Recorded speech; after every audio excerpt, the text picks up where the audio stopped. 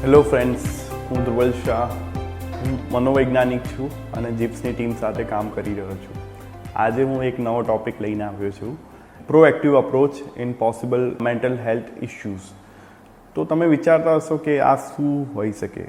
તો બેઝિકલી અમે લોકો એને સાયકોલોજીકલ વેક્સિનેશન કહીએ છીએ, પણ આનું કોઈ સાયન્ટિફિક નેમ નથી. આ જસ્ટ એક આપણા પૂરતા સમજવા માટે છે કે જેમાં આપણને કોવિડ થતો હોય છે અને કોવિડ પહેલાં આપણને જે વેક્સિન આપવામાં આવે છે જેનાથી આપણી ઇમ્યુન સિસ્ટમ પાવરફુલ થઈ શકે છે, જેથી કરીને તમે ક્યાંય બી જાઓ કે ક્યાંય બી કોઈના ટચમાં આવો કે ક્યાંય બી વસ્તુ કોઈ ટચ થઈ જાય અને એને લઈને જે બેક્ટેરિયાસ કે બીજા કોઈ બી વસ્તુ છે જે તમારી અંદર પ્રવેશ કરી શકે છે ને તમને ડેમેજ કરી શકે છે ને તમારી ઇમ્યુન સિસ્ટમને વીક કરી અને કોવિડ લાવી શકે છે.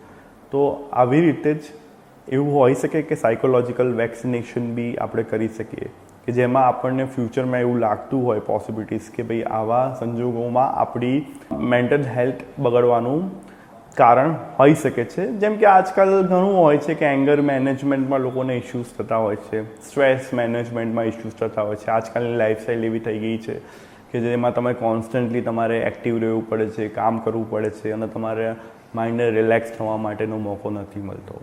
તો આવા સંજોગોમાં આપણે શું એવી કેર કરી શકાય? તો એવું પોસિબલ છે કે આપણે કોઈક સાયકોલોજીસ્ટ કે સાયકોથેરાપિસ્ટના ટચમાં જઈ અને જેમાં આપણે બધી વસ્તુના બોડીના રિપોર્ટ્સ કરાવીએ છીએ એમ આપણે બી આપણું જે સેલ્ફ છે કે સેલ્ફને લઈને જે બી ઇશ્યુઝ ડે બાય ડે રૂટીનમાં તમને તકલીફ પડતી હોય એને લઈને આપણે મેજર કરાવડાવીએ ને એમાં કંઈ નીકળતું હોય અને કદાચ ના બી નીકળે તો એવી સિચ્યુએશનમાં થાય ત્યારે અગાઉથી આપણે એવું શું ધ્યાન રાખી શકીએ કે જેના કારણે એ અપકમિંગ ફ્યુચરમાં એ વસ્તુ થવાની પોસિબિલિટી ઓછી થઈ જાય.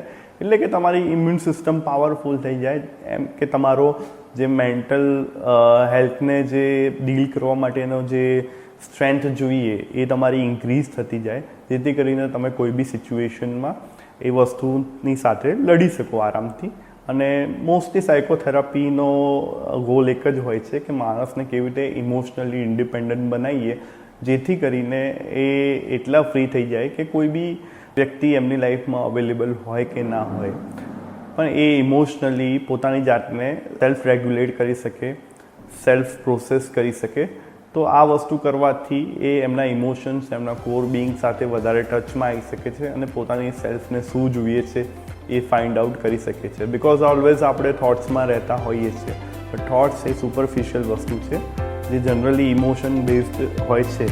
બટ જો મેઇન વસ્તુ આપણે આપણા ભાવોને પકડી શકીએ તો કદાચ એવું બની શકે કે આપણે ક્લેરિટી વધારે આવી શકે.